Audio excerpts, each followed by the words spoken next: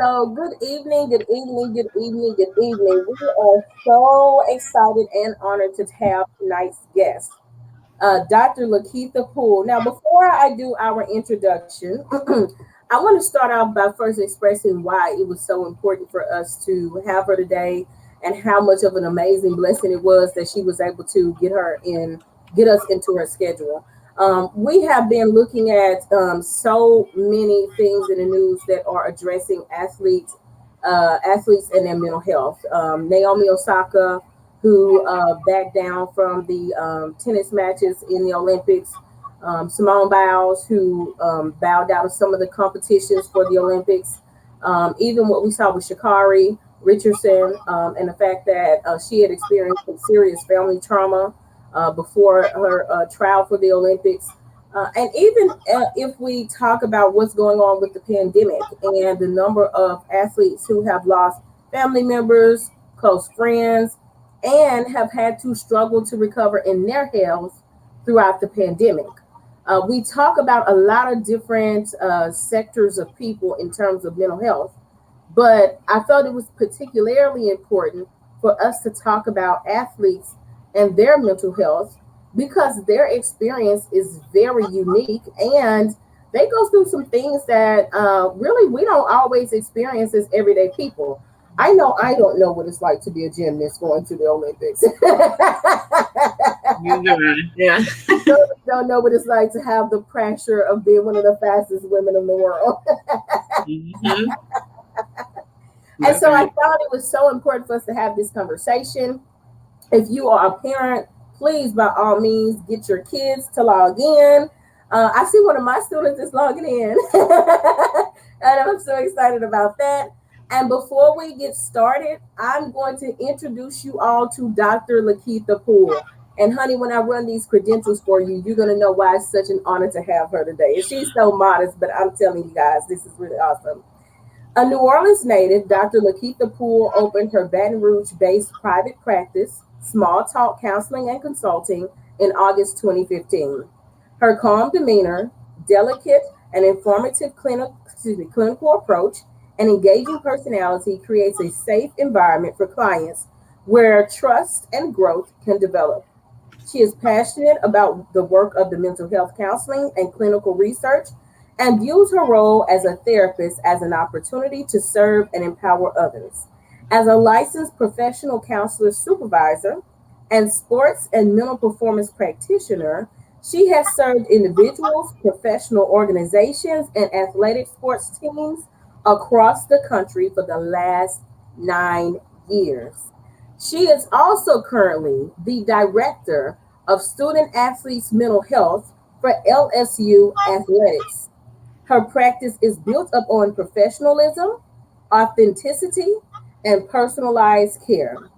When not at small talk, LaKeitha enjoys reading, traveling, studying interior design, and spending time with family. So, child, I told you guys, we are so fortunate to have us with us today. So, thank you so much for joining us, Dr. Poole. You're so welcome. I'm so excited to be here. Excited for this conversation for sure.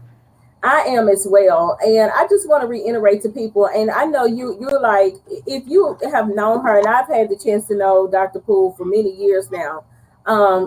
She's a very modest person, but I want to reiterate that she is the director of mental health for LSU Athletics, and so the reason that's so important is because let's be honest, LSU was one of the most popular football teams for college athletes, really in the world. You go all over the place and people know about the university and the athletics and things like that. So, with that being said, you have experienced um, and worked with athletes who experience a high amount of pressure. In particular, there was an athlete from LSU last week who um, I think maybe I'm drawing a blank now. I had his name, who just scored a goal at the Olympics. And so we've seen a lot of these athletes from LSU in track. Shakari went to LSU. Mhm.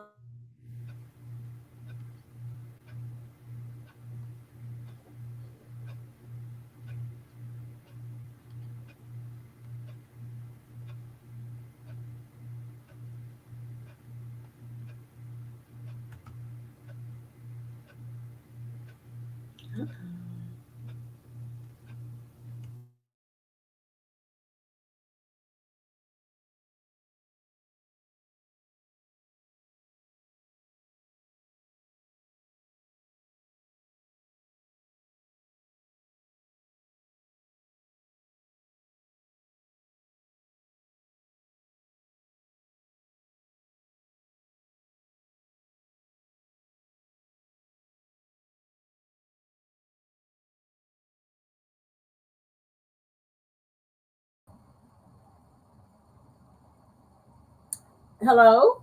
I'm still here. You're Okay, still I'm here. so sorry. I have no idea what happened. It just It's went okay. black. It's okay. I knew it didn't disconnect, so I was like, I heard you were talking. You were in the middle of talking still, and I still heard you, but I was like, I said, I she'll didn't be know what happened. So back. she's had the chance to work with a lot of different athletes. In addition to that, in her private practice, she has had the chance to work with people from all different walks of life. So, in a sense, seeing two different sides of the line. And so, I always think about it as a teacher, what it's like for me to talk to my students in the classroom versus see my students' lives outside of the classroom. And so, in a sense, I feel that that is a lot of what you get to see. Am I right in that mindset? And what would you like to say to open us up tonight? Yeah, no, I definitely agree, and find it helpful to have sort of the acknowledgement around the lives of athletes in general at all levels. So obviously working in the college setting, I always, I talk about student athletes the most, but in private practice, I do get to work with like elite and pro athletes as well, which has been pretty cool. There are definitely separations between the identities of like an athlete and then they're still a person, and a lot of times people forget that about just the fact that like even though this person probably has been an athlete their entire life, most of us have, all of us probably at some point was in like a park league or some type of like, even in PE, you might have was a star of the PE class, like basketball team, that was probably me a little bit more, but being able to like, understand that there are more to these athletes than just their skill and their ability. And so it is nice to get to sort of be a part of both sides of their world, which is where like the mental health side for student athletes comes in for me at work every day, is just be able to sort of, yes, hear and talk about like performance and, scoring goals and swimming laps and all of that stuff. But at the same time, um, there's a story behind every person. Like the rest of us, we all have a story. We all have people who care about us and who love us. We all have other goals and aspirations that go beyond our day to day. So it is really nice to be able to have. I feel like it's kind of a privilege, like to get to exist in their lives in that way, because a lot of people don't. Most people are in their life to serve a role, like they're a coach or they're an academic advisor or something like that. And our role is strictly about who do you want to be as a person, and if that helps with sport, great. But if you don't even want to do any sports anymore, we can talk about that too. I And so like that. that's kind of the cool part about having a job like that for sure. I like that. I love the fact that you say a lot of people tend to forget that they are individuals outside of this athletic life. And we see them from the stands cheering. We see them coming through the big walkway, right? We see them signing autographs because even in college they're signing autographs. But there is a person that exists outside of that life. Yeah. And that's such an amazing statement because I think to myself, and the youthfulness, right? I went to LSU too, and I was just a student, and it was hard for me to handle that pressure. So I don't know if I was a student and this athlete that's under this, visual scrutiny all the time. I can only imagine what it's like to try to balance that pressure. And personally, what it's like if you don't meet the standards and expectations of your family. I kind of think that that's where the experience for Black athletes can be a little different. Now, this is not an assumption that every Black athlete comes from a background that is troubled. We have a large number of athletes that come from, what we identify as a traditional American life. But I will say, as a girl who grew up in the housing projects, as a girl that came from poverty, that I know many young men who see their opportunities on the field. I know many women who see their gifts and talents on the field as an opportunity to propel them out of certain atmospheres so that they can get another chance on life. But in addition to that, we are dealing with some real issues in society that really it gives you extra things you have to figure out. And so a lot of the questions we'll be talking about with you tonight deal with digging into what it's like to be a Black athlete. I believe we would like to say that every athlete's experience is the same, but I beg to differ. I would say, as an educator, I would have loved to say that my experience as a classroom teacher was the same as every other teacher's. But as a Black woman, my experience has definitely been different. And so I think we have to recognize that, because without recognizing that, we cannot start to take corrective actions to in order to help everybody move forward in a progressive way. Right. So the first question, okay, do you think the current racial climate has increased the pressure Black athletes feel to superachieve? I think yes and no. I think both. I think yes, because there is this sort of standard, kind of like what you were talking about, right? This idea that sport can be used to elevate financially, educationally. And so there's a pressure to, no matter what is going on in society at large, to still go in there and do what you have to do. Like, that's a mentality that a lot of people have because it's their way out. Or it's their way to the next thing, going to a school like an LSU, where particularly if you pick certain sports, like we are known to funnel students or athletes, student athletes into, the pro level for several different sports. Like you mentioned some for track and field, football, and so in that instance, I think a lot of times you will find athletes sort of trying to find a way almost to sort of block out the extra of what's going on in society in order to be able to just go, I'm just here to go to school. Like I would love to be a part of the movement. I want to join the march, but I can't, and I have students like that. But then I think on the opposite end, you also have students, maybe depending on their background or how they were raised or the level of influence around like Black identity and culture has played in their upbringing, who are like, yeah, I don't care about this, this role on the football team or this role as a basketball player or whatever. My people are struggling and I'm gonna be out there. And because I have a platform of being an athlete, I'm gonna use my voice to speak out and to serve my community. So I think you find a mix, and I don't know that either one of those is wrong, right? I think you'll get people who will agree to disagree that maybe people should play a more active role because they have that platform. But at the same time, for me, these are people who are 18, 19, 20 years old who are also developing themselves as individuals and who maybe have never had an experience like that. Because we have to recognize this generation, while they are going through a lot of things that look way different than like when you and I, Jamie, were in college, like way different. They also don't have that prior knowledge of a lot of Black history and in the way that we would have grown up with that. I learned that every day when I'm talking to them and I'm naming people and I'm talking about historical context and I'm talking about systemic racism and they're like, what is that? And so it's just like, it's mind blowing, but it's also, my heart goes out to them a lot of times because it's like, they're just trying to do the best they can, often for their families, often to change whatever trajectory they think their life might be going down. So I do think there's a pressure, but I won't say that all of them like give into that pressure. I think many of them find a way to balance it out and to be both proactive in social justice movements and those sort of things, while also saying, you know what, I also have an opportunity in front of me right now that people from where I'm from would love to have. And so I want to be mindful of that and hold it sacred and get in here and do what I have to do and use that as my way to be active or to be a part of the activist movement, go and be the best athlete that I can be. And I think that that part that you share right there is so important because quite often we do hear so many different opinions on, should I use my platform? And we have a question or to dive further into that.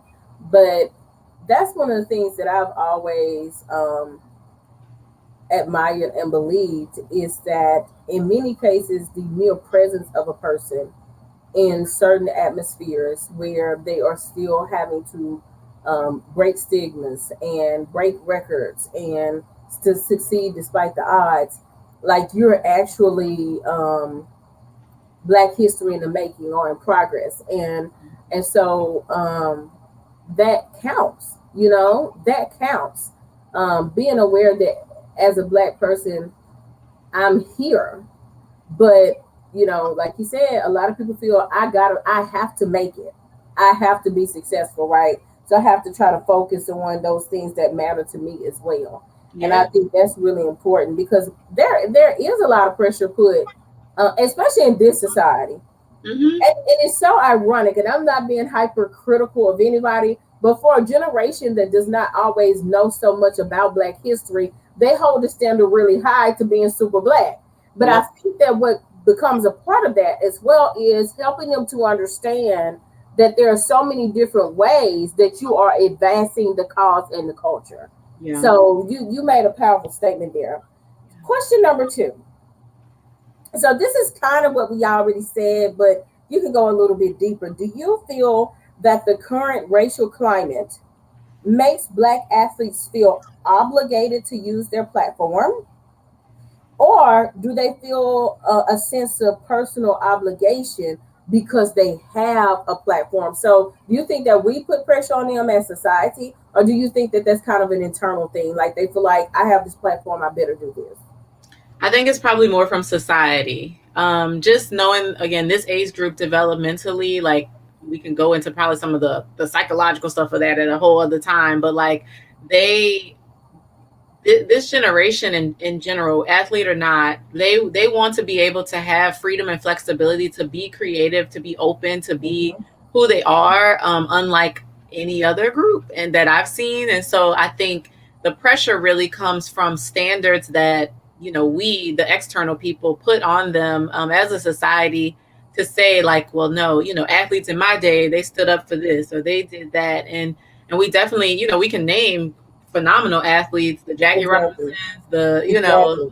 like all of those folks that have come before them, who took a stand, but also recognize those folks who took a stand were coming into a different society where they weren't even allowed to play their sports. Versus now, Yes. Yes. it's not really an issue about being allowed to play your sport, but more so like what's your treatment and experience like in that setting at your university or in your league or those sort of things. So I do think in general, like, for athletes, there's definitely an external, pressure and society and sort of the norms.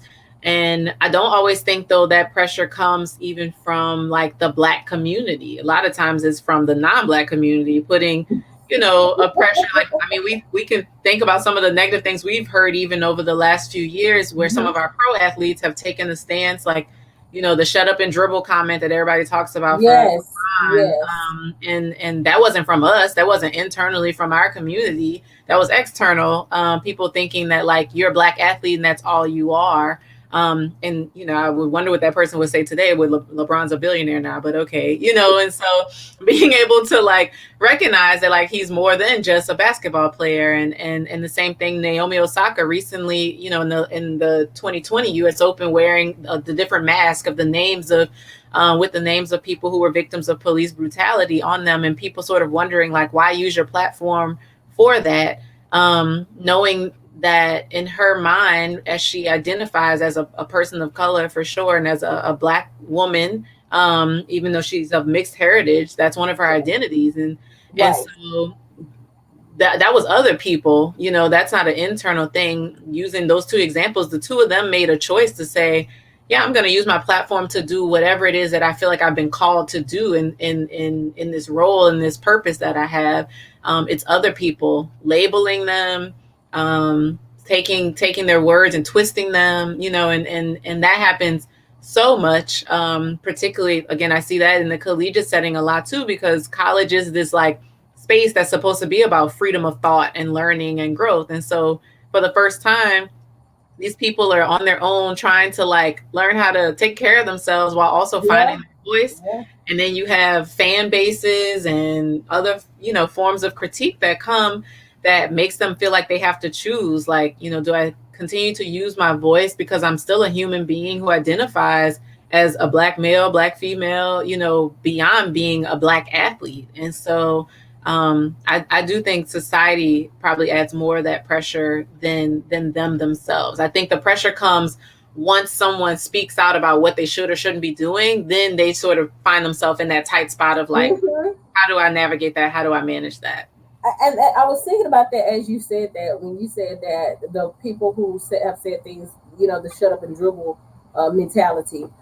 It's almost like athletes start to feel like their hand is forced in a sense, and especially for males. And this is not a gender based comment, but that male testosterone starts pumping, and a part of a man's man. We can think even culturally as black people, that man wants to be able to stand up for himself, right, and say that this is 2021. I don't have to allow anybody to tell me I can't use my voice. Yeah. So that was such a powerful statement to make when you said sometimes it even comes from the opposite, which is somebody telling him that you shouldn't speak. That was a great one. That was a great one. So I'm gonna go down to this one. Okay.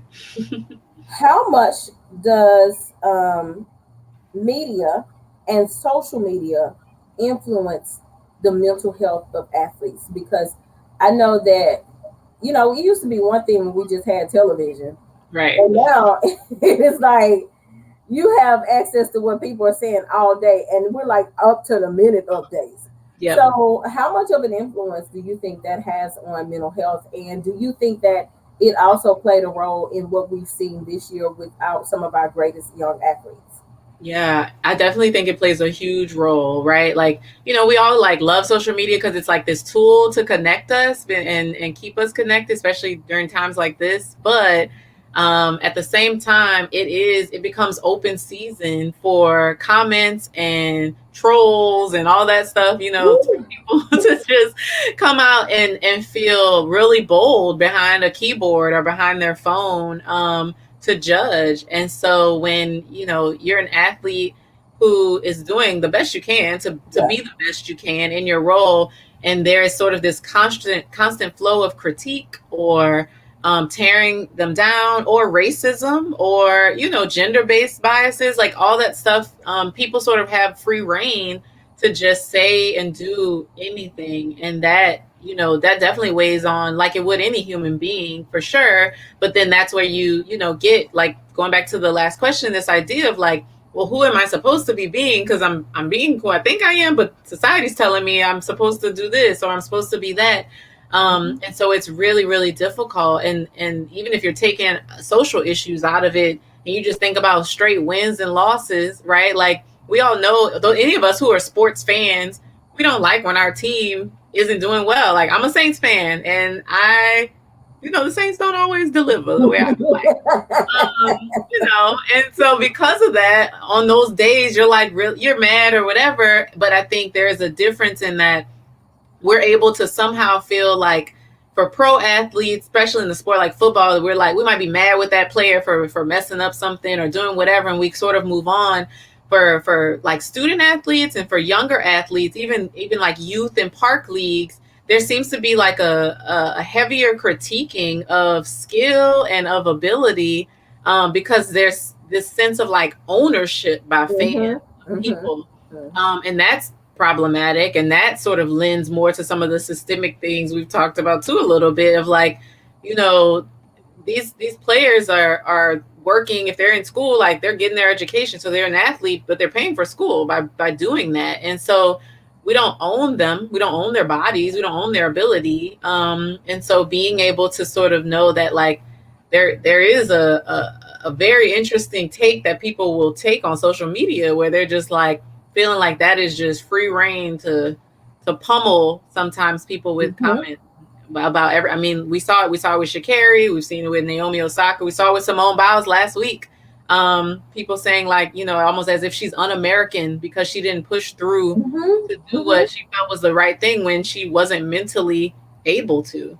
And that only because social media decided to make it into a thing. She's all the way in Tokyo. Us here in the US, we shouldn't really even know what was going on, like for a little bit. But the fact that we have social media, we get information like this, and like you said, Yep. it's a constant Yep. flowing, and that is hard. If especially for that again age group, just being young and like that's their line of communication. And people who are 25 and under have never lived without computers, like that. Yeah. They Yeah. don't know, anything besides that, and so social media is pretty important to them because it feels like how they connect to the world, but also they establish their identity sometime in that by likes and dislikes and Mm-hmm. comments and Mm-hmm. all of reposts and all of that. So yeah, it can be pretty damaging to the mental health, of an athlete, knowing that like it's also their platform maybe of how they make a living for pro athletes. A lot of times when I talk to those folks in my private practice, it's the same thing. Like, they have life things that they want to do, write books and, sell other things, other products, now that they maybe aren't even playing their sport anymore, or they're getting ready to stop. And, Mm-hmm. society's still telling them like, well, why aren't you playing another year? Or aren't you too old to still be playing? Like it can Yeah. keep Yeah. you away. And it's really tough for people mentally to sustain that long term. It's just difficult.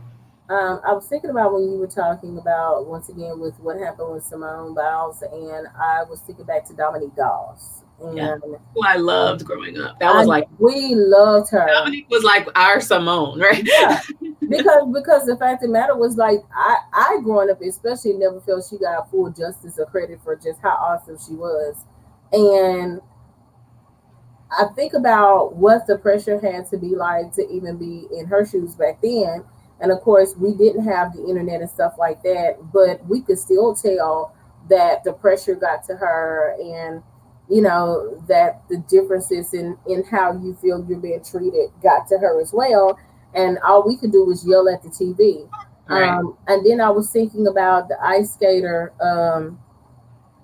the black ice skater from Russia. I don't know why I'm drawing a blank because I Mhm. follow her on Instagram, but how amazing she was. And their critiques of her used to be very, very harsh.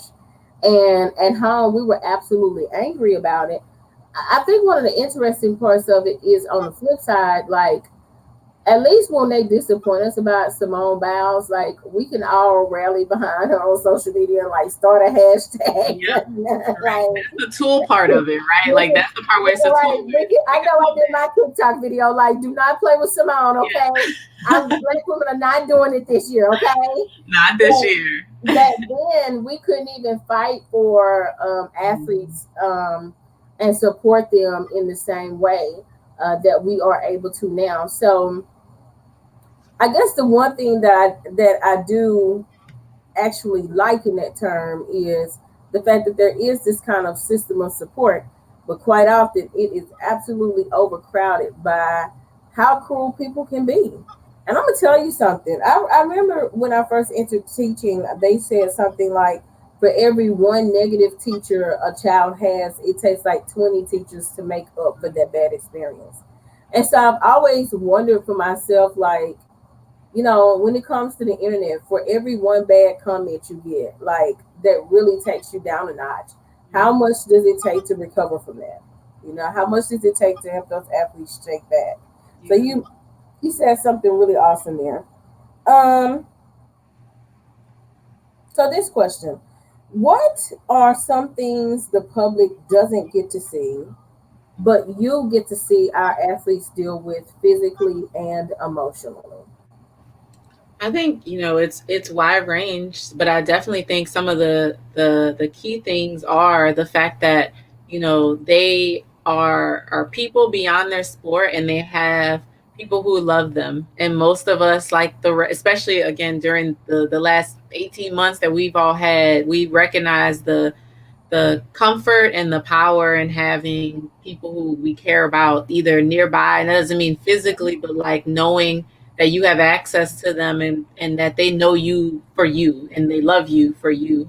And so that's often, a point of conversation, is being able to sort of help them navigate like how to continue to maintain this role as an athlete, because they're likely doing it for somebody they love, or somebody who loves them. And so I think being able to really recognize that is probably a big one. I think on maybe the opposite end, that's not as like the cheery and bright side, is the fact that a lot of times, just like most people, many athletes have lived through life traumas,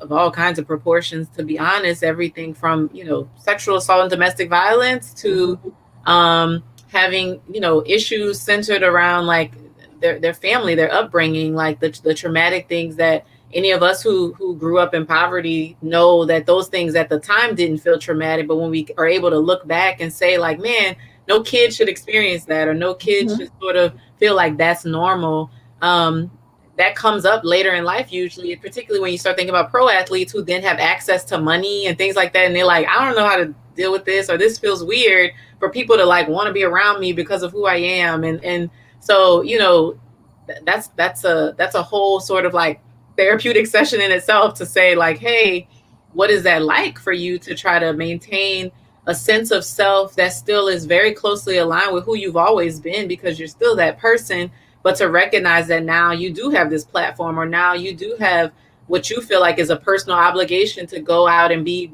even better than who people expect you to be. And so that's, maybe more the opposite end. And then everything in between: anxiety, depression, and performance issues. So, the sports psychology part of that is a lot of times when, using Simone Biles again as an example of like, it wasn't that she couldn't go out there and do what she needed to do, but she felt like her mind and body were not in alignment. That happens to athletes all the time in every sport. It gets called different things, but like, it's being able to recognize that like, I can literally feel that if I get out there and try to do this skill that I've done 1,000 times, my mind is not going to respond the way that I know that it's supposed to, or with the sharpness and the care that I'm supposed to. And in a sport like gymnastics, the difference between your mind being in alignment and not could be your life, or breaking your neck.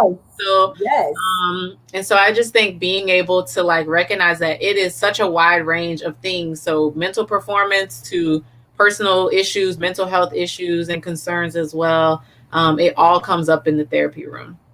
I think that what you talk about when you talk about the mind and the body being in two different places, we can all in a sense relate to that. You go to work and your mind is at home, but your body is at work. Like, we can all relate to that.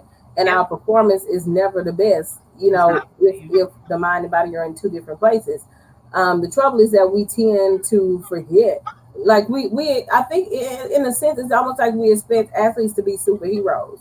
Yeah. We give them a cape and feel like, okay, this is what you do professionally, or this is your gift of talent. So you ought to just wake up in the morning and be able to like knock it out of the park every day. Yeah. And that's not it. Just like we clock into a job, and some days we're in two different spaces and need some downtime. The same thing can happen with them as well. I think that we have to allow everybody to have a humanistic view without criticism. But child, we have a hard time doing that. But that's right. You're our so right. own conceptions of people and our own notions of people, and however we want to see them, it's sometimes hard for us to break that mindset. So you that was great. That's great. Oh, so this is a good one. Okay. People often see athletes, especially Black women, and we kind of talked about this a minute ago, as people who should be thankful for the opportunity and who are lucky to be chosen. What is problematic about that mindset, and how should we change that kind of rhetoric? I think the first part that's problematic is just that it's heavily based on assumption that all athletes who are, playing maybe at the collegiate level are on scholarship. All of them aren't. A lot of times people sort of assume like, oh, because you're there, you're in college and you're playing, you must be getting like paid and all these benefits of being there. And that's not the case. You know, the NCAA and other associations regulate how many scholarships schools and programs get. People don't know that. And so I think just, you know, knocking that assumption out first is just the fact that like everybody who's there as a college athlete isn't getting like paid to be there. They might be getting academic support like tuition, but they may not be the ones that are getting tuition support and they have the scholarship money to go, you know, buy things, extra things, can live in a fancier apartment or whatever, the things that people sort of assume about athletes in general.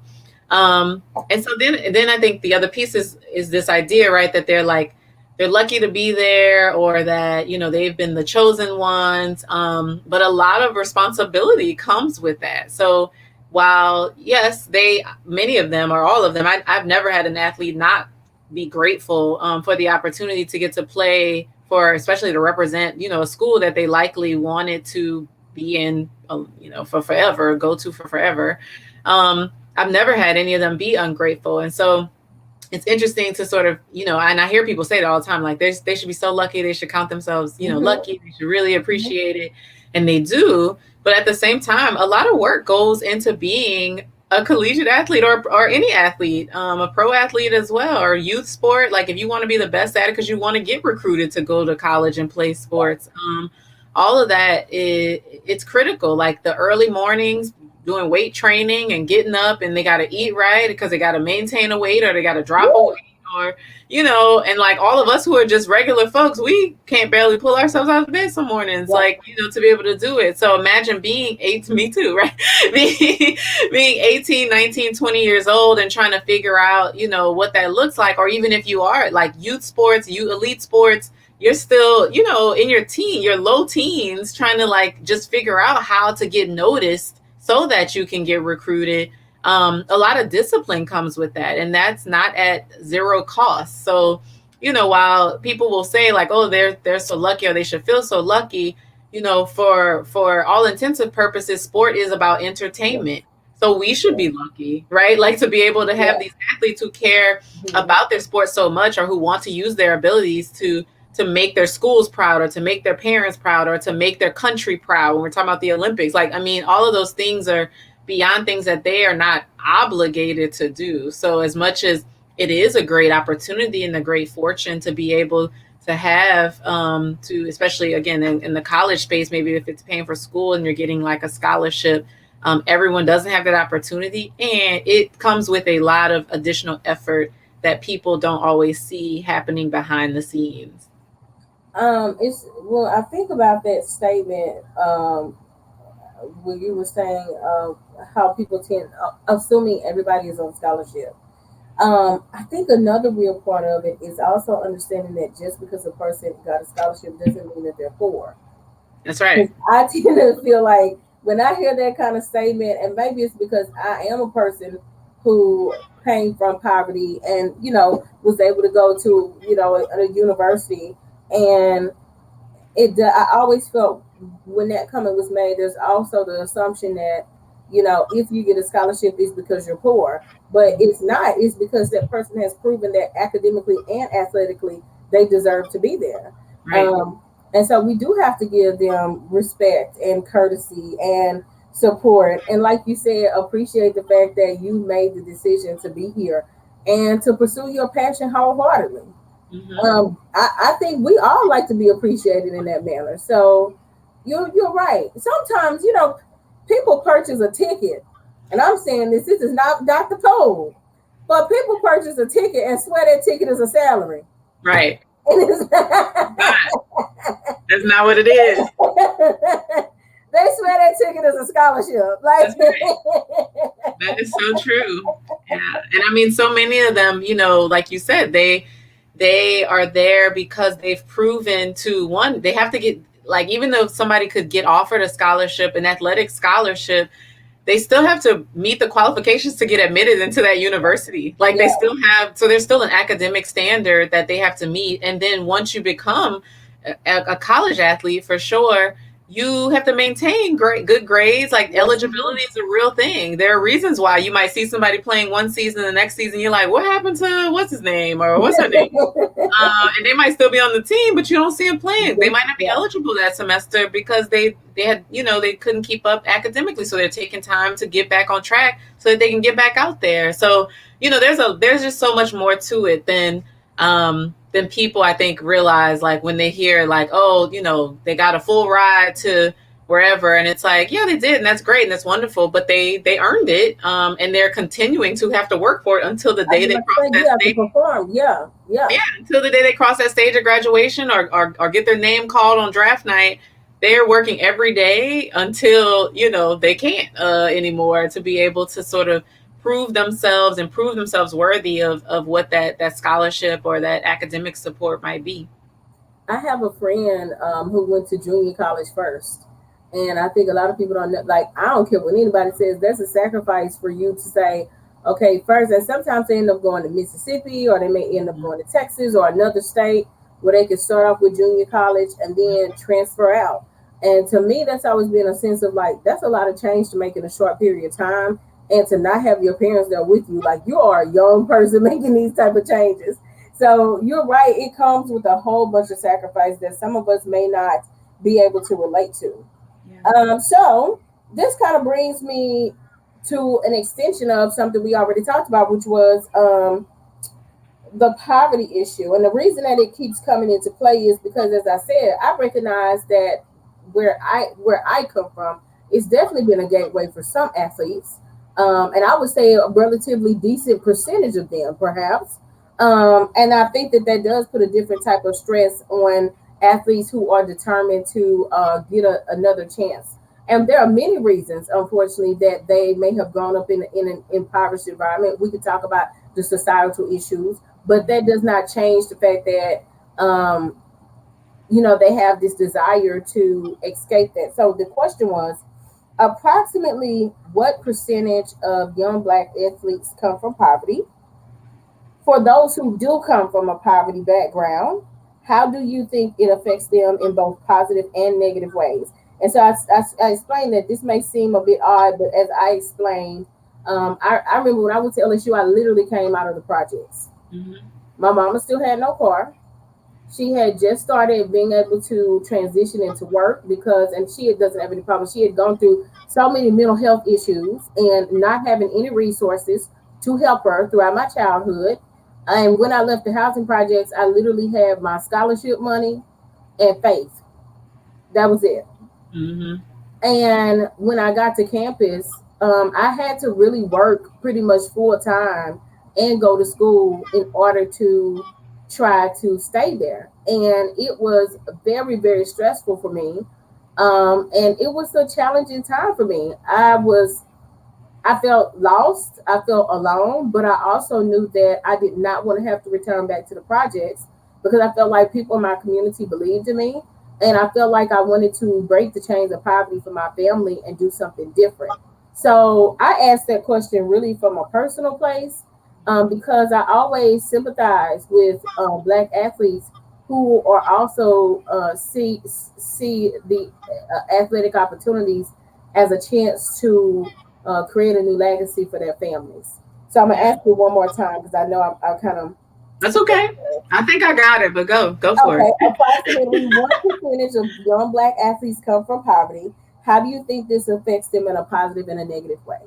Yeah, I don't know that they have like specific, which is actually probably some good research that should be happening right now, to have a specific data number or point around what that exact number is. But I will say, you're right on target in knowing that a lot of folks going into athletics as a whole, whether that's the collegiate space or then even trying to make it pro, is centered around trying to change their family lineage financially. Mm-hmm. They're and I mean, if that's the case, we could take that at a broader level for most of us as Black folks in general. Like, I mean, I know Mm-hmm. that's why I continued to pursue an education. Like, part of that was like I needed to change the narrative of my family system so that my children would live a different life. And Yeah. so, part of being able to sort of think about this for athletes is knowing that if they don't have these opportunities, it makes it so much harder for them to maybe have the openness that we sort of expect from all of them to Yeah. come in and like I said, entertain and all of that stuff, knowing that on in the back of their mind, they're actually trying to figure out, okay, how can I, you know, win this game tonight? Also knowing that like my next scholarship check for this month comes in and I got to send that home, or you know, I'm gonna buy myself this much of groceries because then I'm going home the weekend that we have a bye week to go cut the grass and do this and do that, because those are the things that continue to bring in more funding. So a lot of times people assume too, with, I know this is mixing the last question too a little bit with the scholarship money, that having that money covers everything, and it doesn't cover every expense, particularly for athletes who maybe have other financial obligations that they're not people aren't aware of, or that maybe they don't want to share because that's their Yeah. business, like, you know. And so I think being able to know that there are plenty of, like, I think, opportunities for people to sort of see what's the toughest part about having to come from where you're coming from, knowing that like even what sport you chose to go into is shaped by sometimes your economic situation. Mm-hmm. So I always like Mm-hmm. pointing it out to people to recognize that like a lot of times inner city youth, or the terms they want to use, you know, it's because like what's available is there's always like a park down the street for you to throw a basketball through, Mm-hmm. Mm-hmm. and there's an open field for you to play football, maybe some soccer, maybe, but even that is different.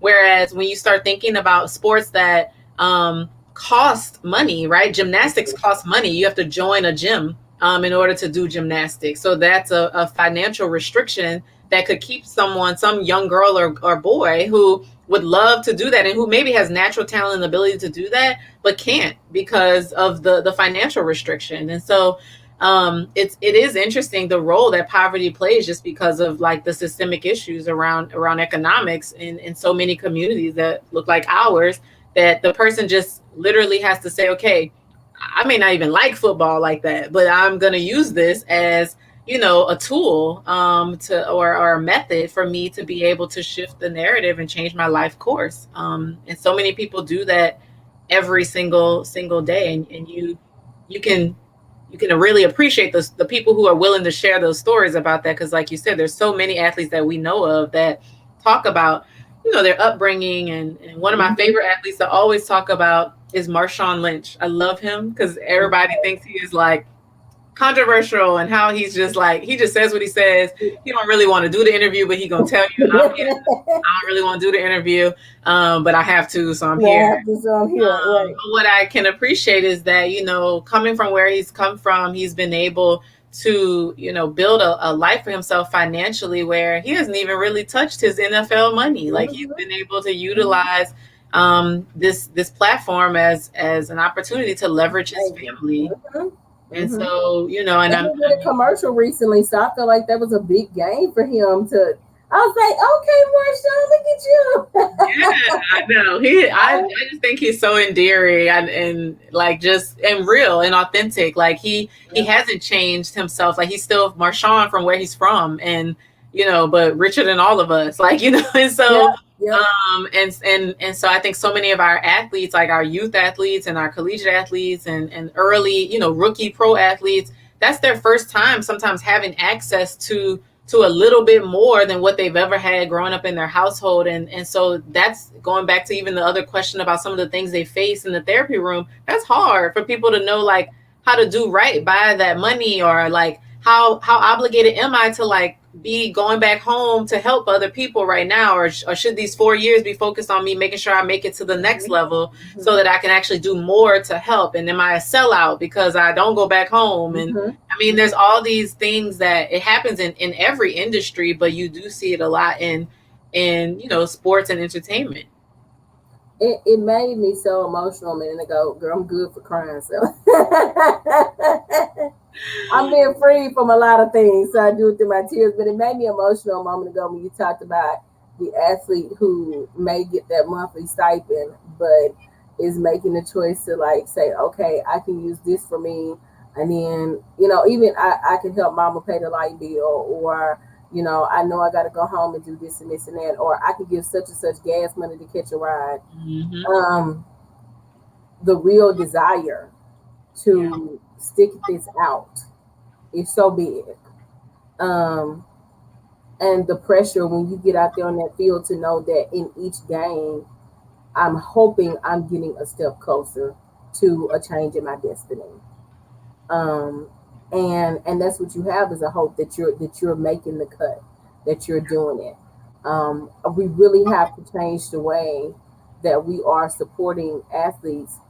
I don't care whether we believe they're the superstar of the team or not. If that person is out there pursuing their dreams, then we should be supportive enough to say, well done. Yeah. So that just made me got me a little choked up, you Yeah. know. No, Uh, it's a real thing. I It's a think real from a thing for so many yeah, people. Hmm. I think for a personal place, how personal it was to me to want to make the difference, you Yeah. know. How personal it's probably being to you to want to do Yeah. something different.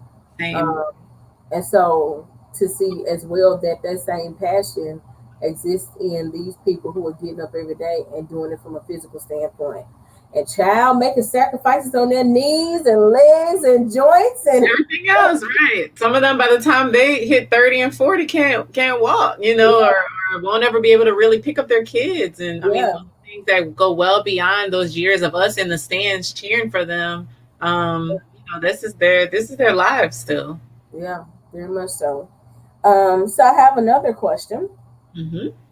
It says historically, black athletes have faced a lot of unfair challenges.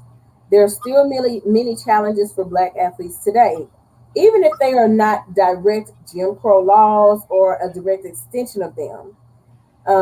Although many of these people have had trauma and mental health issues, how do you think athletes can use the experiences of history makers like Jackie Robinson, Althea Gibson, Jesse Owens, Muhammad Ali, and others to motivate them or help them move forward?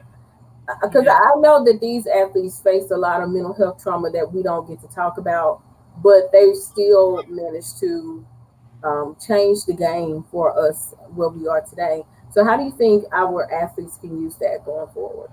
Yeah, I think, we're fortunate as Black people in general to have like the best trailblazers for everything, right? So that list of the people you named, and I know there's more, but just knowing that any of those folks are obviously great examples of what it looks like to be literally in the thick of like challenges related to like society and social justice and racism and all of those poverty, like all those things, and to then have to still get out there and attempt to do this thing that they love for their own sake, but more than likely for the sake of their standing up for their family, making their family proud, making themselves Mm-hmm. proud. And so Mm-hmm. I think with our athletes now, they do have those examples. And I know we were talking about it earlier, how so many of them, though generationally, they don't have that historical context always. I think a lot of athletes look up maybe folks in their sport, but to understand that like I could play football but still look up to Jackie Robinson, or I could Mm-hmm. be a Mm-hmm. golfer Mm-hmm. and could still love Muhammad Ali or Althea Right. Gibson. Like Right. those things are definitely things that I hope that they turn to a little bit more of thinking about how they can use those people as examples.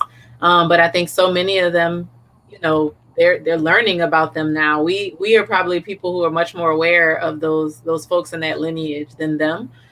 Yeah. Um, so I think, for many of them, it's just being able to know that as they gain these platforms or as they build their brands, because now that's a whole thing. We could have a whole conversation about the new NIL rules and all that stuff that's come down very recently of like how to make money while in college.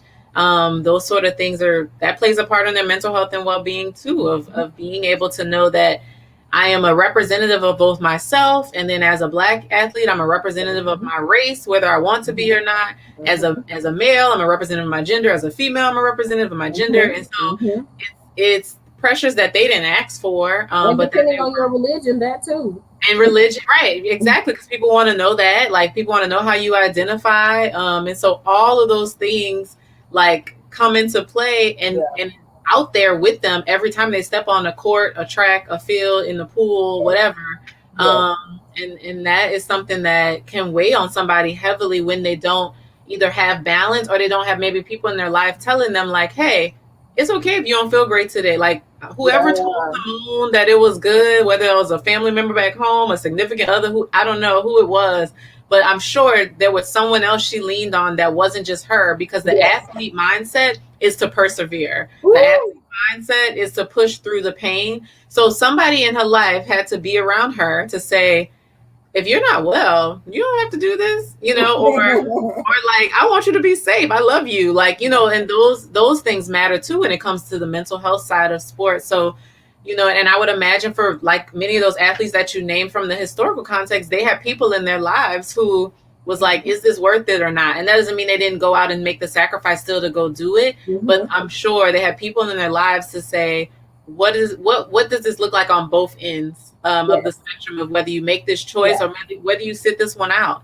Yes. And I think being able to do that is the best possible way. Every time an athlete steps into their competition arena, should really consider, like, am I well equipped mentally to be here Mhm. today before they Mhm. get out there and potentially cause themselves or somebody else injury or harm.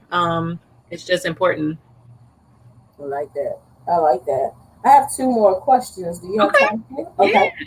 So, first question: how has what you've seen and dealt with as the director of mental health for student athletes, Mhm. how has it changed your compassion for them and the way that you work with them through their mental health challenges, as opposed to what you've done traditionally? So, how is the work you do with them a little bit different from what you've done in other avenues?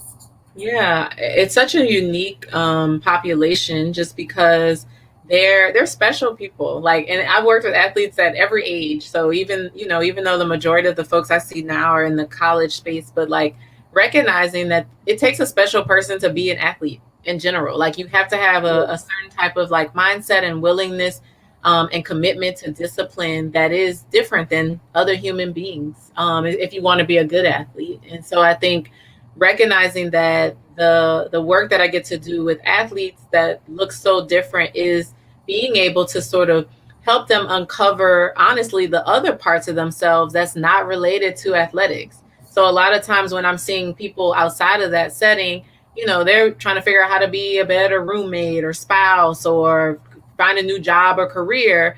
Whereas a lot of times my athletes, they might be coming in because, something's not right with their free throw and they can't figure it out. Okay. And once we start talking, I the real like it. conversation is that there's pressure on them from someone or somewhere to be something they aren't capable of being yet. And then that just might be mentally, that's not even skill. Most of them are born as natural talents to be able to do what they need to do out there on in their competition arena. But I think it is more so helping them to see other parts of themselves so that those places feel fulfilled. So that's not in the back of their mind when they're out there doing their thing in their I like sport. that.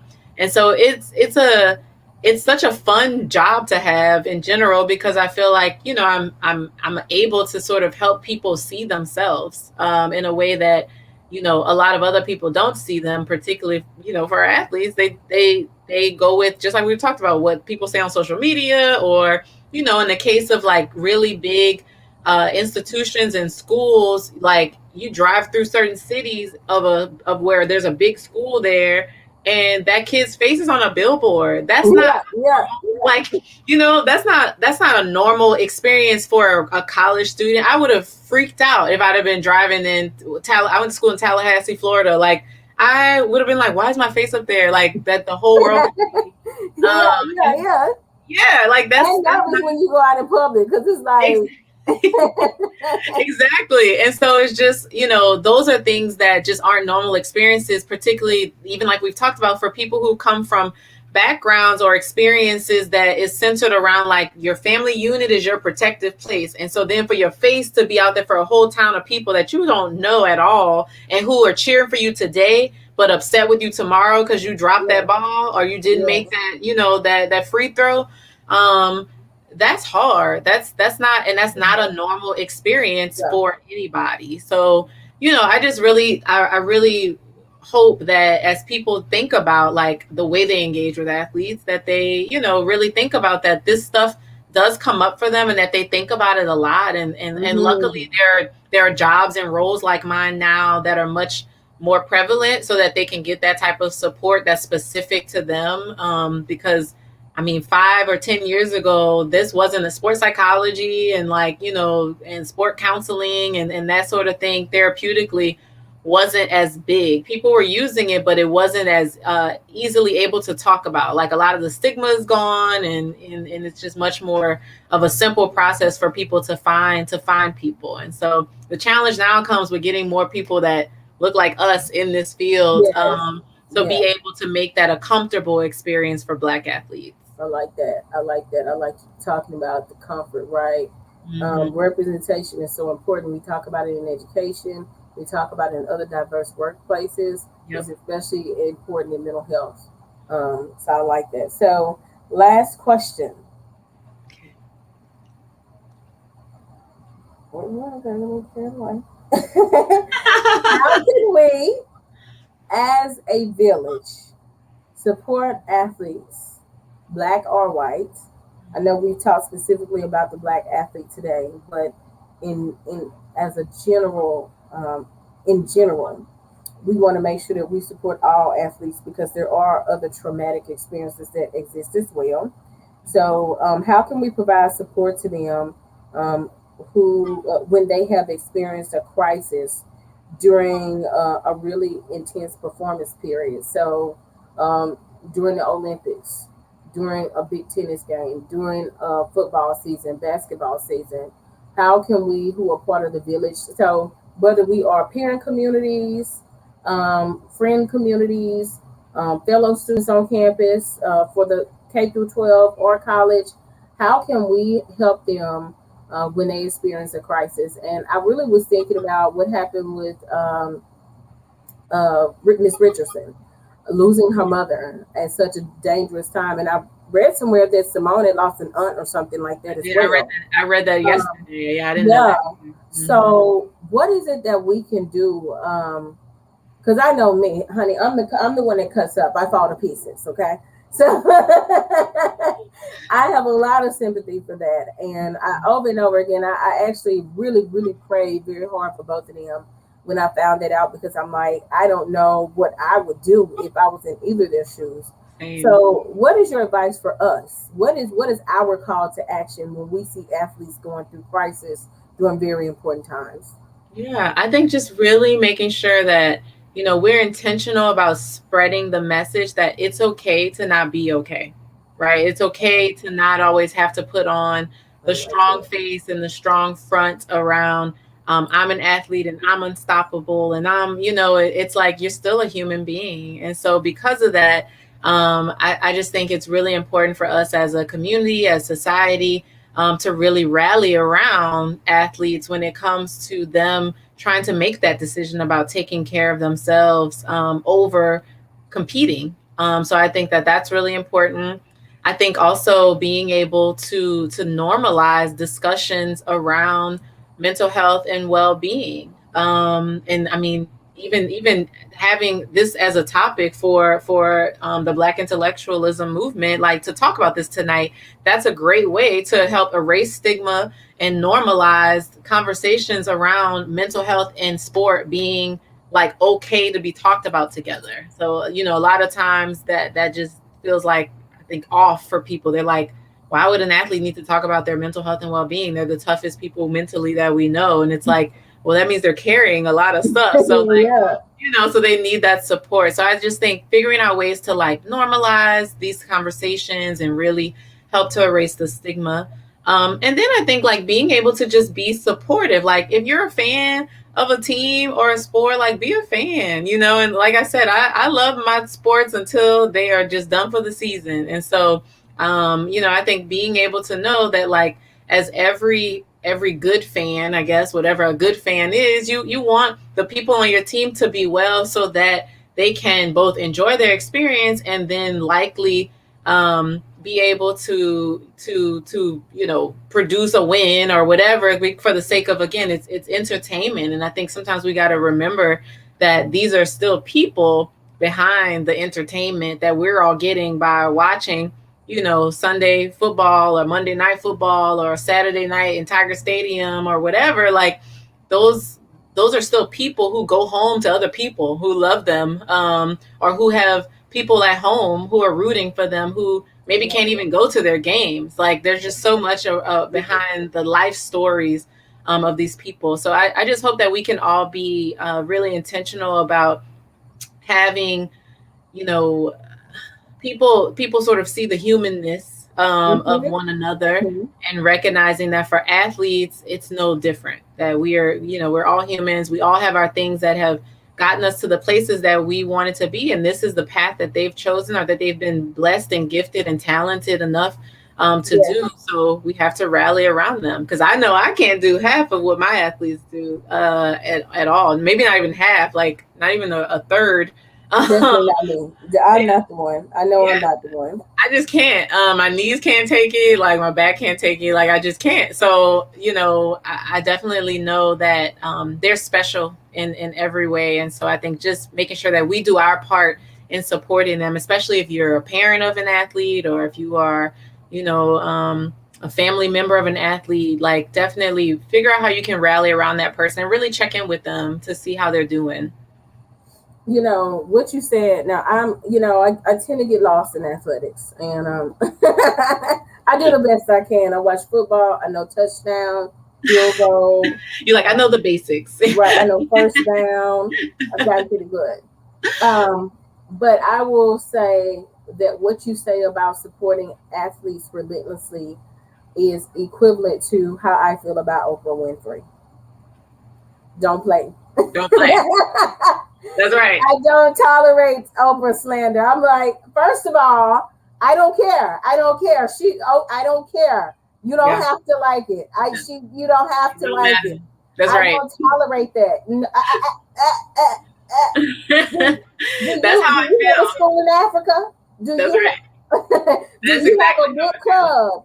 Do you have a book? Okay, I don't want to hear it. Okay. And I'll say that when it came down to, I've really been very heavy on the campaign of making sure that we are lending effective support to Black women. Yeah. As a Black woman who has gone through trauma, as a Black woman, when I wrote my last book, Trekked, the whole mission behind it and the vision that I had for it is about the fact that Black women do not receive enough support. And we carry so much weight, and we go through so much trauma, and we have not been released from so much. The whole storyline digs into that. And so I have gotten to the point where I'm like, first of all, we won't talk about any Black women who are out here doing their thing. So leave Sha'Carri alone. I don't want to hear it. She made a mistake. Did you lose your mother recently? Okay, so none of us can say how we would handle one of the biggest moments in our life and one of the biggest losses in our life. That's mixed in with childhood trauma. Okay. Have you won a gold medal? Have you been compared to somebody else? Have you, as far as your performance ability, have they told you that you perform so well that they're not going to even give you a scale to judge you on? Okay, so leave her alone. I'm not having it. Okay, you are not here for it. I am my sister's keeper. And I love, I have a love for my Black brothers and sisters. I have a love for human beings in general. But for women who look like me, we have experienced so much trauma. And it seems that on every hand, no matter what we do, there is a criticism of us. The way we look. The way we dress. Our hair. There's always something. Mm-hmm. And so if I cannot offer a physical hug, my virtual hug is to always have the back of a woman who is doing her thing. That's right. Always, because I think to myself that when I was growing up, there were so many Black women who stood in the gap, whether they knew, my mother was doing the best she could, but couldn't fill all the spots. I think about those women who stood in the gap and who supported me and who believed in my dreams. And some of them all of them didn't look like me. Yeah. But many of the ones who could hold me closest and understood and believed in me and called me a torch carrier looked like me. And as I look back at my ancestors and my grandmother and everything that Black women have been through in this country, I am still going through the cleansing process of releasing myself from some of the trauma that I know they've been through and processing those emotions and really expressing my love and my commitment to honor them more by joining forces with Black women who are trying to do greater things. And so I think that what you say is so important about letting people know how we appreciate them, how much we celebrate them, and standing up for them, even if when they're not on the field or when they haven't done their best. No, not today. We won't do it. No, I will not tolerate the slander, right? That's right. And being very adamant about that. So I want to go ahead and close out because I've tried to be very good and honor your time schedule because we can go all day. Is there any closing statement you would like to give? And also, please let us know how people can reach you. Sure. I think you summed it up, and the questions that you asked were phenomenal. I think in being able to really get at the heart of what it means to be a Black athlete and what does it mean to consider mental health for that population, for sure. So I would just reiterate again that it's okay to not be okay. It's okay to be able to think through your process of what your trajectory in sport looks like and reevaluate that. And to know that mental health happens at every level, just like sport does, right? So like you have youth sports, you got bitty basketball and all these other things, and they go all the way up to the pro level. Your mental health starts there too. So a lot of times people don't know that you can get mental health and performance support for younger athletes to start them off with, training them around like, yeah, how do you become more aware of your body and your mind to know like, yeah, I'm good today, but I wasn't good that day. And so being able to just be aware of that and recognize that like it's never too early to start incorporating conversations about what does it mean to have your Black athletic identity as well as take care of your mental health. So that's my closing thoughts. I think if people are interested in learning more about that, or if you are an athlete or you are the parent of an athlete that's interested in figuring out ways to support, you can reach out to us through our website, which is www.smalltalkcounseling.com. That's my private practice where we work with athletes at all levels, all ages. We're localized here in Baton Rouge, but we also offer virtual counseling and sessions. And so even if you just have questions about the experience and maybe you're not there yet where you want to consider counseling, you can totally do that. And then we're on Instagram where we offer tips and tools all the time for free for people to just be able to dive in and get into that social media stuff that we talked about a little bit in information giving. And on Instagram, we are at Go GEAUX, because y'all know how we do in Louisiana, at Go Small Talk Counseling. So that's Go Small Talk Counseling. And then the same on Facebook. So www.facebook.com/Go Small Talk Counseling. And so that's the best ways to reach us if anyone has questions. I have truly enjoyed this conversation. I think that is something that I hope we continue as a community to talk about more, especially knowing that, we're not stopping no time soon in dominating sports. And so it's time to make this a normal conversation so that we can continue to be the best that we can be and perform in the way that we want to. So it was truly my pleasure. Truly. Thank you. I want to thank you so much for an amazing night. I did put the link to the website in the comments, and you can actually scroll down to the bottom and find the links to all of her social media accounts as well. Once again, we want to actually not only show our concern for our professional and college athletes, but our student athletes as they return this year as well. So I hope that our parents enjoy. Those who are rewatching this, please feel free to pass this link along to your kids and engage in a conversation with them about their mental health, and check out Dr. LaKeitha Poole's website. I want to thank her so much for coming on tonight and sharing such a powerful conversation. It's always an honor to continue to talk with fellow alum and just share really meaningful conversations that elevate the community, but also share what beautiful experts they are in their arenas. So thank you so much for coming on tonight, and thank you all for tuning in. I will see you all on the next discussion of the Black intellectualism movement. Take care.